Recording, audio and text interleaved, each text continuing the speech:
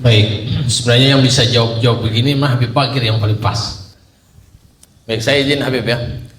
Jadi yang pertama, man mata wa alaihi as-siyam atau as-saum falyaqdi waliyuhu. Siapapun yang meninggal dan dia memiliki hutang puasa, maka yang berhak boleh menggantikan puasanya adalah ahli warisnya.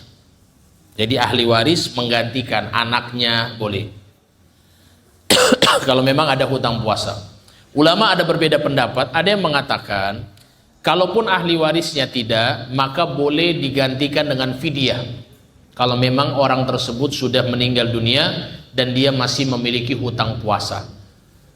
Tapi mereka ada yang mengatakan itu ada rincian. Yang paling pas adalah diganti oleh ahli waris. Jadi kalau misalnya orang yang sakit itu hutang puasanya 1 bulan, maka bisa dibagi-bagi kepada anak-anaknya. Bolehkah orang lain menggantikan? Kata para ulama, boleh, yang penting atas izin ahli waris. Misalnya saya, anak yang meninggal ini atau orang tua yang meninggal ini yang lain, tapi orang tua itu dekat dengan kami, akhirnya anak-anak mengizinkan kami untuk menggantikan puasanya, itu juga boleh. Wallahu a'lam. Yang kedua, itu jawabannya Iva, terima kasih Ubaba. Yang kedua adalah muntah gimana? Kalau kita muntah itu kan membatalkan puasa atau tidak? Jawabannya tidak, kalau tidak sengaja. Kalau sengaja muntahnya, misalnya asam lambung, berarti kan nggak sengaja.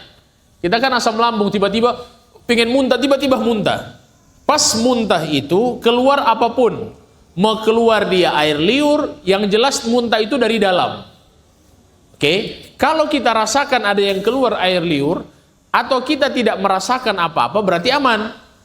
Misalnya hanya angin.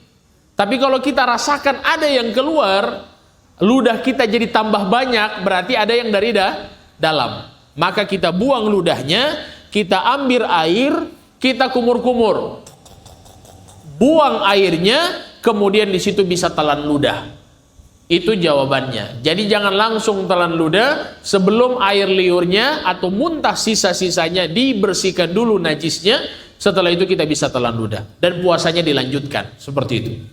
Yang ketiga, mengenai masalah kenapa balasan hanya surga? Apakah ini kurang ikhlas dalam beramal? Begini, Al-Quran itu setiap kali perintah-perintah yang Allah sandarkan, ini loh, itu pasti diiringi, beberapa ayat itu diiringi dengan surga. Kenapa demikian? Allah tahu kapasitas iman kita. Iman kita ini bukan imannya para nabi. Iman kita ini bukan imannya para sahabat, bukan para tabi'in, bukan para tabi'ut tabi'in atau para ulama. Semuanya ada tingkatan. Kadang-kadang ada tingkatan jaminannya surga. Sekali-kali kasih tako, jangan maksiat, nanti masuk neraka. Lakukan ini, nanti masuk surga. Iman kita masih di tahapan itu. Oke? Masuk tahapan yang berikutnya, kamu sholat karena apa? Saya sholat karena Allah itu berhak diibadahi. Itu lain lagi levelnya. Sudah nggak lagi pikir-pikir dengan surga. Allah kasih dalam Al-Quran, sengaja Allah berikan itu semua karena memang tabiat, sifat manusia, hati manusia menginginkan yang nikmat, tidak suka yang tidak nikmat. Sehingga Allah terapkan setiap kebaikan dibalas, balasannya adalah surga. Setiap keburukan dibalas, balasannya adalah neraka. Supaya ini bagi orang-orang yang imannya lemah. Allah tidak peruntukan kepada orang-orang ahlul khawas. Kalau orang khawas lain lagi. Kalau kita ini orang lemah. Saya termasuk yang masih dalam tahapan jaga turun iman. Terkadang kita kalau mungkin sholat, ya Allah, saya sholat bukan karena saya mengharapkan surga, dan bukan karena takut kepada api jahanam, tapi saya beribadah karena Engkau berhak diibadahi dan layak diibadahi. Itu tahapan yang tinggi lagi. Jadi untuk kita ini yang iman-imannya masih rendah, ya apalagi saya juga termasuk, jadi kadang-kadang selalu ditakuti dengan itu. Gak apa-apa, dan itu tidak berdosa. Sengaja Allah berikan itu tidak sama sekali berdosa, karena itu memang janji Allah. Kalaupun kita menginginkan itu, gak ada masalah, karena Allah yang sediakan. Allah yang suruh. Kalian beramal, ini loh surga. Memang Allah suruh kita untuk supaya termotivasi dengan ibadah untuk mendapatkan surganya Allah Subhanahu wa ta'ala. Dan kita takut dengan neraka, maka kita termotivasi untuk meninggalkan yang dilarang oleh Allah. Itu tujuannya. Wallahu a'lam. Kemudian yang berikutnya, gimana kalau kampung nggak ada jadwal imsakiyah? Boleh tidak hanya menggunakan radio? Boleh.